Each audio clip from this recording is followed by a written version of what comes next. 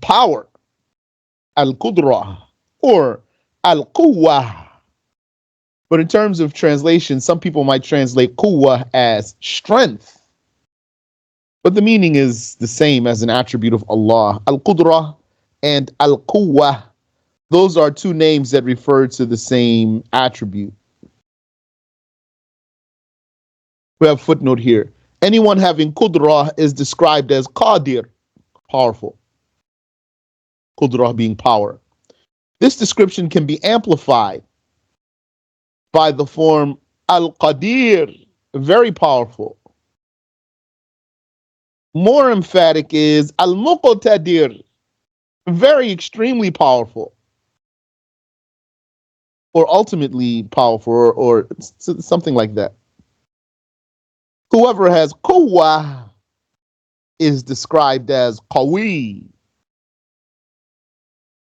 Allah has other names for this attribute, such as Al-Mateen, that means the powerful one, and Al-Muqid also means like that, and Al-Qahhar, the conqueror. Another is As-Samad, that's the master needed by all, who does not need anyone else, because everything needs him, implying that he has the power to create anything possible. Power is the attribute by which Allah creates and destroys anything possible. Creates and destroys, creates means brings into being from nothing. To make something from absolutely nothing. And destroys here means renders the existent non-existent, renders something or reduces something to nothing. That's his attribute by which Allah creates and destroys anything possible.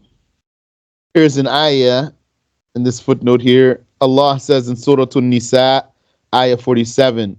So this ayah here is cited for the Quran's mentioning of something that is mentally possible, something under the power of Allah. Ya ayyuhalladhina utul kitab. O those who are given the book. Aminu bima nazzalna musaddiqan lima ma'akum. Believe in what Quran we have revealed, verifying what you have of the Torah. Min qabli an natumisa wujuha. Before we remove the contours of faces. That's something possible. Allah Ta'ala, He has the power to take the contours of your face away. That means, you know how you have nose and cheeks and eyes and lips and chin.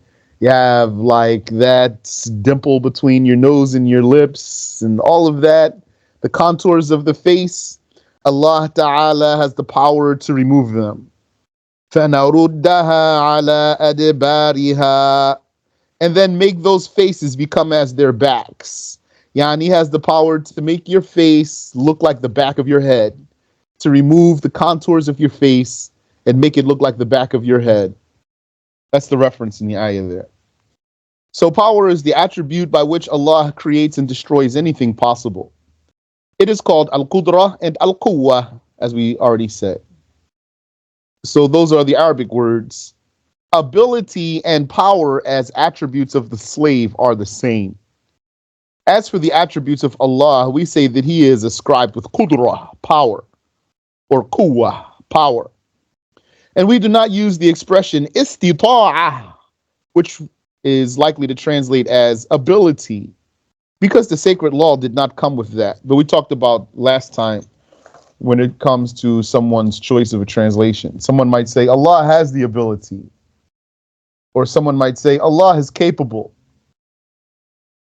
We usually don't talk like that according to how we learned and got used to. We usually say, Allah has the power. If someone says such words, I wouldn't give him a hard time. Or someone might say, Allah has the strength. I wouldn't give him a hard time for any of those. Whatever is related to or pertains to this attribute of power is maqdur, a subject of power, or something controlled, or very literally, it's powered. So the Qudrah is the power, the Qadir is the powerful, and the Maqdur is the powered.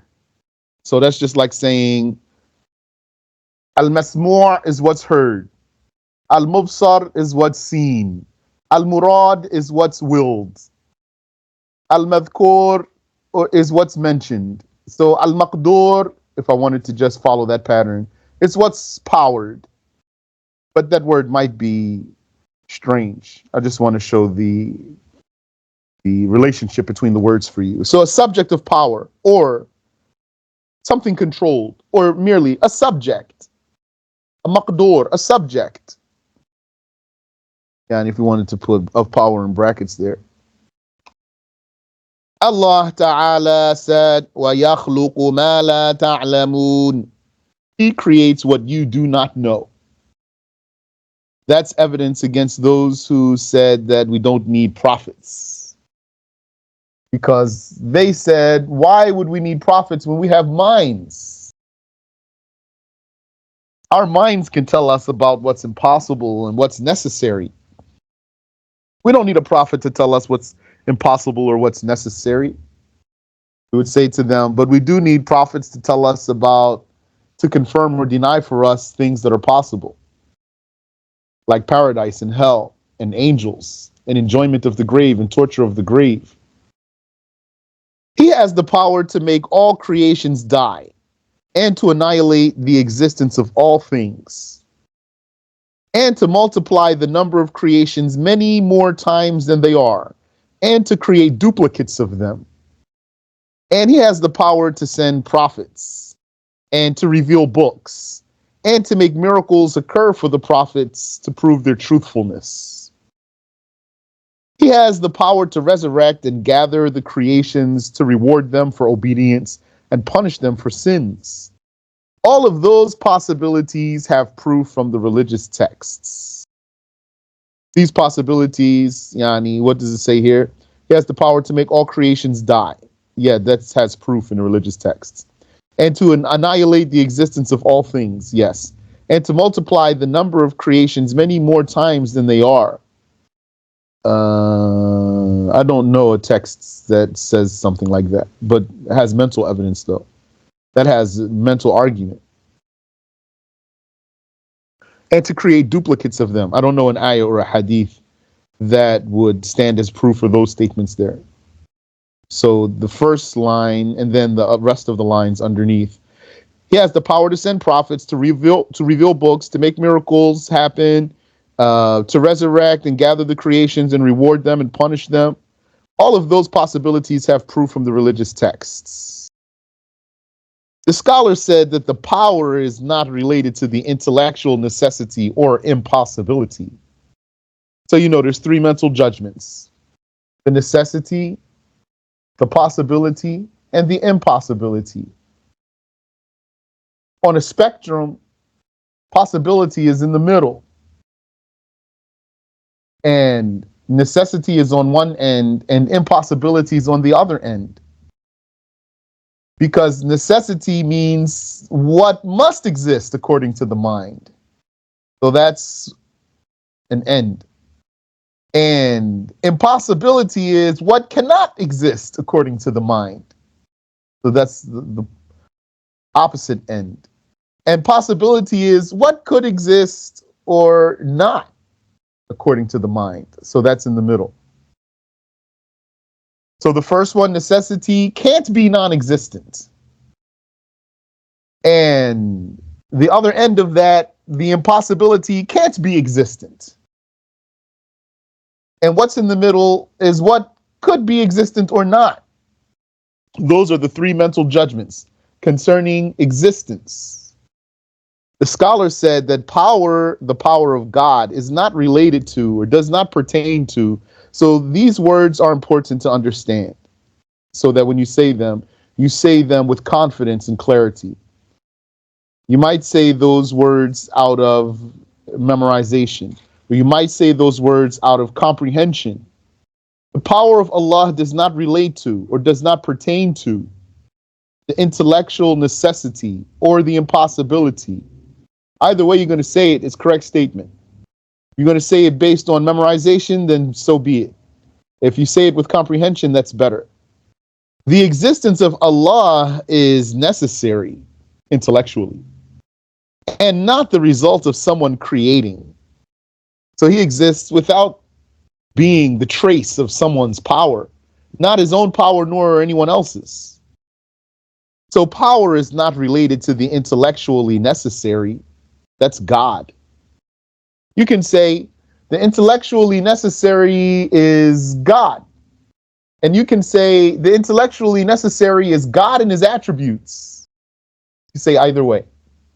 If you say God, that includes his attributes without saying them. And there's no problem. The impossible, like a partner for God, does not enter into existence. So power is also not related to it. Yani the impossible would not be a trace of power because it would never enter into existence to be a trace. Some like Ibn Hazm said,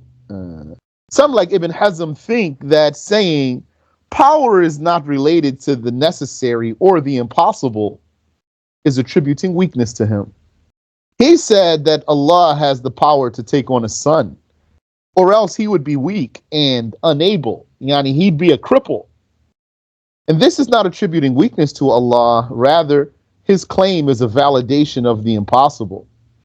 He said, had Allah not had the power to take on a son, he would be weak. Well, that's what a person who doesn't understand this issue would think. And we say to him, no, he wouldn't be weak. Saying his power does not pertain to something doesn't mean he's weak. Not a confirmation of weakness. If this confirms limitation for anyone, it would confirm limitation for the created thing, not for God. It's the created thing that cannot exist impossibly. The created thing cannot exist impossibly. So his claim is a validation of the impossible. And it is the question, the very question of the atheists and Christians. And this question has many forms. It's all the same question. They say, can Allah create something like himself? Can Allah create a son or similar for himself? Can Allah destroy himself or create a rock that he cannot lift? So the translation of all those questions is, can the impossible come into existence? Or is the impossible related to the power of God? The answer is that all of these questions are in essence the same question, which is a question about the impossible. The question is blasphemy and invalid. The question is blasphemy and it's an invalid question. So you need to pay attention to those words, because someone might say to you, invalid question? How's the question invalid? It's a question. What's your answer? How's the question invalid? So what makes the question invalid is that it's a closed-ended question, meaning that it requires only a yes or a no, but both answers are incorrect. So the only way to answer this question is this way or that way, and either way the answer is wrong. So that makes the question wrong. So it's an invalid question. We do not say that Allah has power over them or does not have power over them. We simply say that the power of Allah is not related to them. Nothing weakens him, like At-Tahawi said, وَلَا شَيْءَ يُعْجِزُهُ. Nothing disables him. Allah said, وَلَقَدْ خَلَقْنَا السَّمَاوَاتِ وَالْأَرْضَ وَمَا بَيْنَهُمَا فِي سِتَّةِ أَيَّامٍ وَمَا مَسَّنَا مِن لُغُوبٍ. We created the heavens and earth and what is between them in 6 days, and we were not touched by any tiredness. We mentioned this last week also. So this word touched here, I say you don't have to be triggered by that word, because it doesn't mean that Allah has touched. First, in the first place, saying he wasn't touched. And then second of all, what the toucher would be in this case is something that doesn't have a body, or that's not a body. The thing itself that would be the toucher is not a body, which is the exhaustion or the tiredness. So that means that this is figure of speech. But it says anyway, he was not touched. Didn't Allah say, Laysa kamithlihi shay. Nothing is like him. That doesn't mean something's like him. It says he wasn't touched doesn't mean he's touched. That's how some people somehow they understand like that. When Allah says, وَمَا اللَّهُ بِغَافِلٍ, Allah is not heedless. Someone say, can you say that? Yeah, it doesn't mean he's heedless. It means he's not heedless. Allah also told us, لا تأخذه سنة ولا نوم. He is not taken by somnolence or sleep. The theologian said that weakness is an existent attribute confirmed for the weak, or the one who's unable. The ajiz is the unable, or the crippled one, or the disabled one. The Sunni theologians, they said weakness is an existent attribute confirmed for the weak, and it is the opposite of power. And the philosophers said that weakness is a lack of power in what would have power. So we spoke about what that means. That's like how some claim that darkness is merely an absence of light. And we say darkness is not merely an absence of light. Darkness is something, actually. It is something, actually. When the light vanishes, the darkness replaces it. But it's not only an absence of light.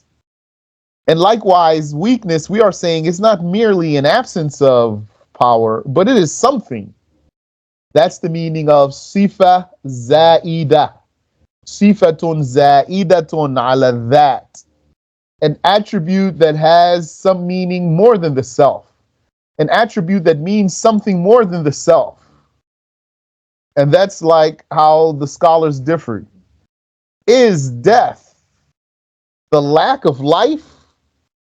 Or is death something confirmed actually? Is it merely the lack of life? Yani, is death, as they would say, amrun adami? Is it some non-existent affair or non-existent issue? Or amrun wujudi? Or is something that actually does exist?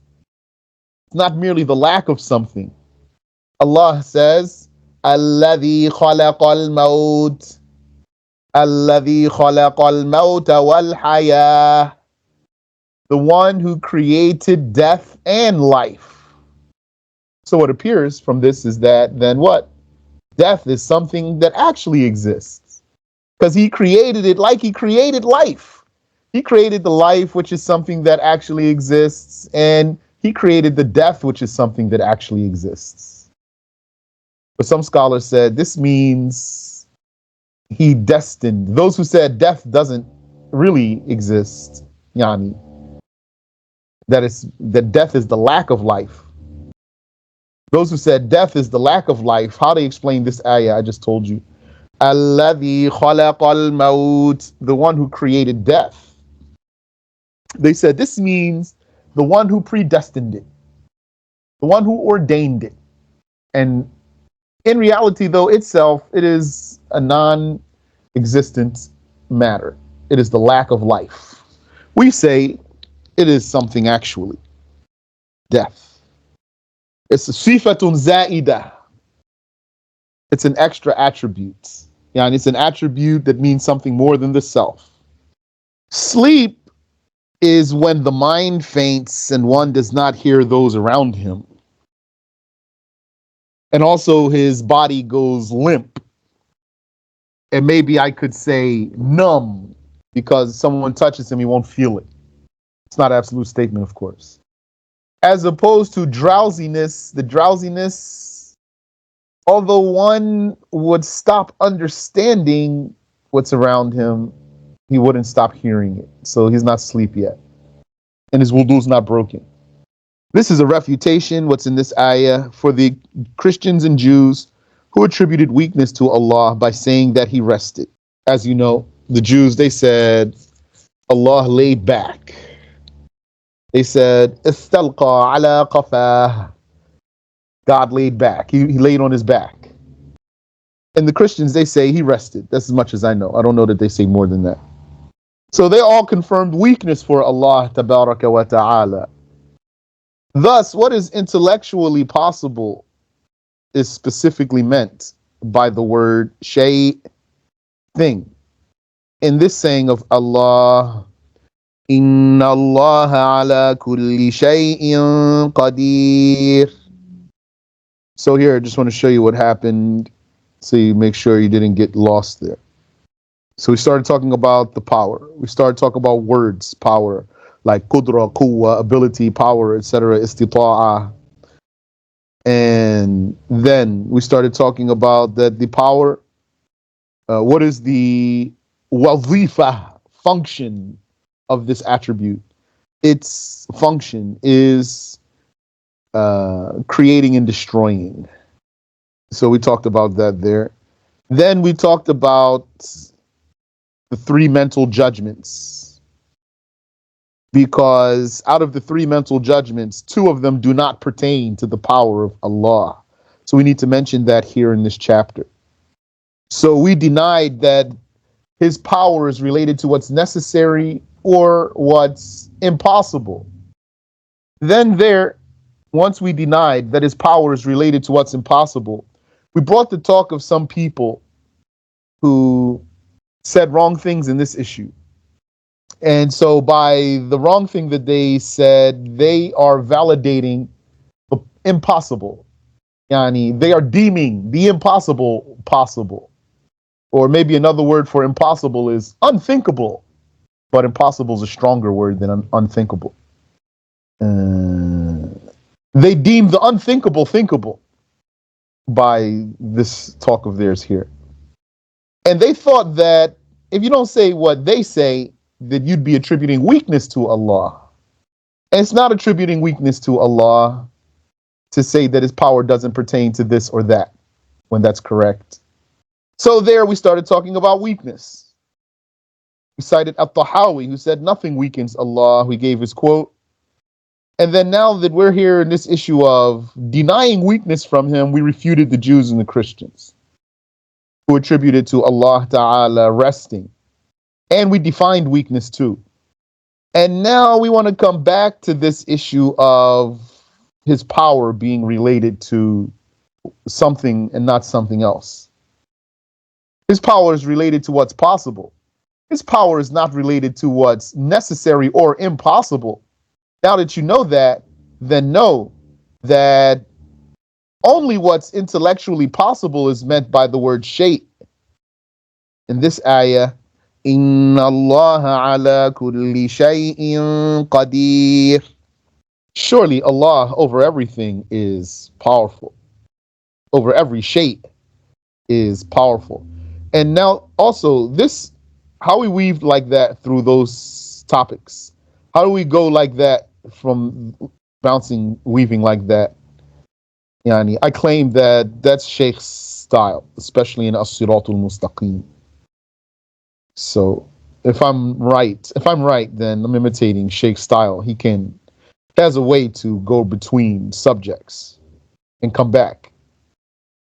If it were said, just as the self of Allah is excluded from this verse, so are the voluntary deeds of the slaves. So this is a lot of weaving here. So up until now, I think all of this is clear. Yani, all of what we said makes it clear that when Allah says in the Quran, Inna Allah ala kulli shay'in qadir, surely Allah over everything is powerful. That everything here means everything possible. And possibly we could translate that as anything possible. Because the word kul, it consistently translates as any. You can translate kul as every or all, or many times any. Inna Allah ala kulli shay'in qadir. Surely Allah is over anything. Very powerful. Yani anything possible. Very powerful. His qadir means very powerful. That's emphatic form.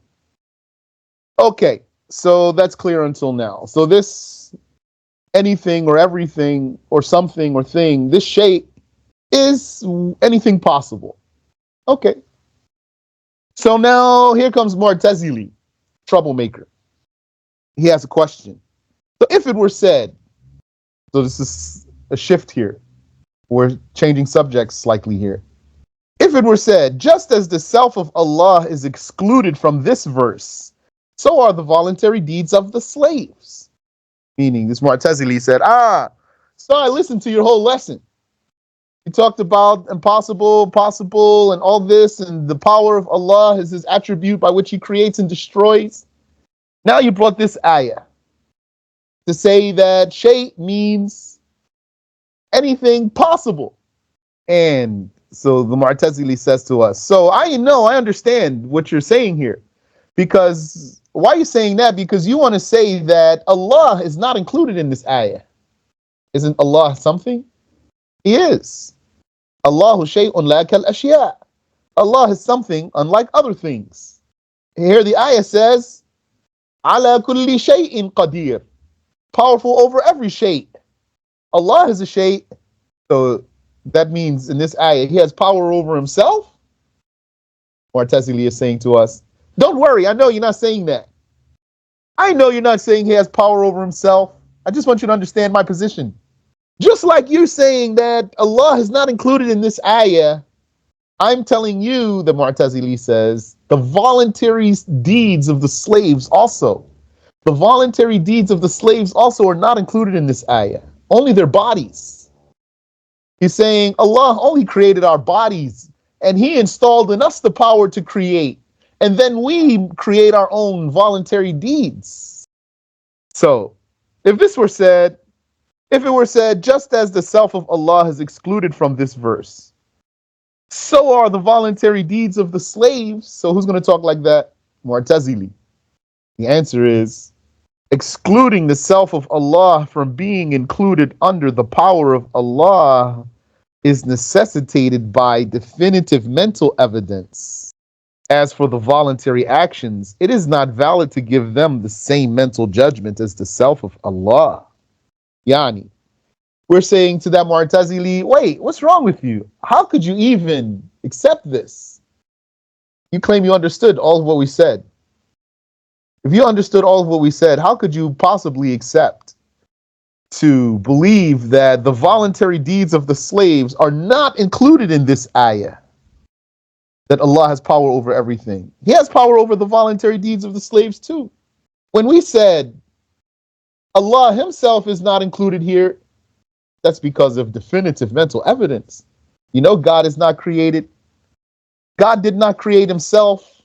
So he's not under his own power and he's not under anyone else's power. So yeah, Allah is not included in this ayah about being under power. But the voluntary deeds of the slaves, they are still included in the ayah. You can't give them the same judgment as God. Is it clear? You can't give them the same judgment as God. They're created. The difference is that what is irrational, such as God being created, is not possible to be included in the expression. When we said, وَهُوَ عَلَى كُلِّ شَيْءٍ قَدِيرٌ, he is over anything possible, very powerful. What's excluded from this ayah? Everything irrational is excluded. Anything that's irrational is excluded from this ayah. So what's irrational here? What's irrational is God being created. So that's not included. And impossible things being created, that's not included. That's all irrational. But possible things like our bodies and our actions, those are still included in the ayah. The deeds being created is not irrational. Deeds of humans and animals and the actions of humans and animals and other things, that's not irrational so that we should exclude it from the ayah. It's perfectly rational to believe that God created all of those things. So they are included in the expression. And here is why it is not irrational. Why it's not irrational? Like, supposing the Mu'tazili said, well, why isn't it irrational? What makes it so rational to think that God created our actions? Now, for us, it's very clear, but what's wrong with him? Like in his mind, he's saying, because if God created our actions means that we're forced. He doesn't understand. Or in his mind, he's saying if God created our actions and then he punished us, then he's going to punish us for something that we had no control over. Or like this, he's basically saying if God created our actions, then God is unjust. We have to be free from God's control so that we can be accountable. That's his belief. This is clear. So here's why it's not irrational. Why it's not irrational for the deeds of the slaves to be included in this ayah. One, the argument against them, against those Mu'tazila, is the exact argument against the atheistic Dahriya, the materialists. They deny relating the existence of matter to the creating of Allah, while these deny relating the existence of deeds to his creating. Meaning, when you deny that the deeds of the slaves are included in this ayah, you don't even realize the atheism you're committing. Because you're really saying, just like the atheists say, you're just saying it with a different twist. What do the atheists say? The atheists say matter, particles and bodies, matter, physical matter, whether it's dense or it's subtle. They say this is not by the creating of God. That's what the atheists say. Although it all came into existence, though. So you Mu'tazili, you're saying the actions that we do are not by the creating of God. So you did just like the atheists did, except the atheists applied it to matter and you applied it to actions. The atheist said, all this matter is not by the creating of God. And if you were to argue with an atheist, you really would be defeating your own self. You'd be defeating your own argument. You can't even argue with an atheist here. Because whatever you say to the atheist, well, you can use it to refute your own self. Because you're saying like him, you're saying the deeds, the actions that we perform are not created by God. And just the only difference is that because our actions are not objects. So in your mind, since our actions are not objects, somehow you thought that makes it valid to say God didn't create them. It's all clear. Any question? Okay. So the argument against them is the exact argument against the atheistic Dahriya. The Dahriya, they are atheists. It says here materialists. Dahriya means people who believe in time. Dahriya, these are just atheists who say there's no God, there's just time. Time's passing and things change. And everything's material.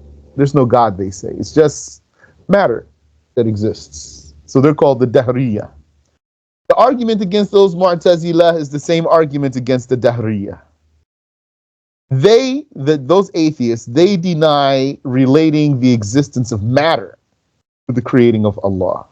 While these Mu'tazila, they deny relating the existence of the deeds to the creating of Allah.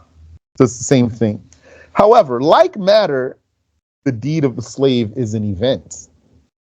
There's the matter and the actions have something in common. Both have a beginning. So how would the atheist say all this matter is not by God's creating, although it all has a beginning? You, Mu'tazili, you're saying our actions are not by God's creating, although our actions have beginnings. The deed of the slave, its existence is not more weighty than its non-existence, unless it's specified. Yani, if you do something or you don't do something, that's going to be because Allah willed for you to do it or not to do it. If something happens, because Allah willed. If it doesn't happen, because Allah willed. So your action in this respect is no different from an object. If Allah willed for the object to be there, to exist, it will exist. If He willed for it not to exist, it will not exist. If He willed for your action to exist, it will exist. You say to yourself, you sit in a chair. You say, okay, I want to scroll through this phone. But you didn't scroll through it yet. And you say, oh, I didn't scroll yet. I'm going to scroll through it. You still didn't scroll through it yet because Allah didn't will for you to do it yet. If Allah didn't will for the action to exist, it won't exist. And then you're finally going to scroll through it. Allah willed for you at that moment to do it, not before, not later. So your action is something that has a beginning. And the object is something that has a beginning. So how did you separate those from being under the power of God? In order for any of that to come into existence, it would have to be by the specification of the necessarily existent one, which is the creating of Allah. Okay, see if we can get to the bottom here. This is where we stopped last time, because I knew it was heavy. But praise be to Allah, it's not heavy for me now. Now, this used to be heavy, though. So study that so it won't be heavy for you. Then it's going to be light. When that's light for you, then that means other things is going to be easy for you. 2, the reason for something to be subject to power is that its existence is possible. Whatever is not possible is either necessary or impossible, which both render the state of being controlled impossible. If something's necessary, it can't be controlled. And if something is impossible, it can't be controlled. Possibility is an ascription shared between all things that can come into existence. Thus, all of those things are commonly valid to be subject to Allah's power. The created body and the created voluntary actions that come forth from that body. It's because if a thing is created, then the traces of that thing will be created. If a thing itself is created, then the traces of that thing are going to be created. So you take the sun is created. So then the heat that comes out of it's going to be created. The radiation that comes out of it's going to be created. And anything else about it's going to be created. The movement that it does is going to be created, etc. And 3, had his power been specific to some things and not others, like bodies, but not actions, then he would have needed a specifier, which is to say that the eternal power is created. If he needs a specifier to specify him with having power over this instead of that, then his eternal power is actually created, and all of that's impossible. Furthermore, excluding the deeds of the slaves from being under God's control nullifies the praise of God that's implied in the verse. وَهُوَ عَلَى كُلِّ شَيْءٍ قَدِيرٌ. He is over anything possible, very powerful. There's a praise in this ayah. If the deeds of the slaves are not included in there, then this depreciates the verse. This makes it not such a big praise. The true praise of God in this verse is singling him out with being the only one who created anything. So if the voluntary deeds were excluded, if the voluntary deeds were created by the people, then the verse would mean Allah has power over everything that is not a doing of someone else. So then where's the praise there? There's no praise there. وَسُبْحَانَ اللَّهِ وَبِحَمْدِهِ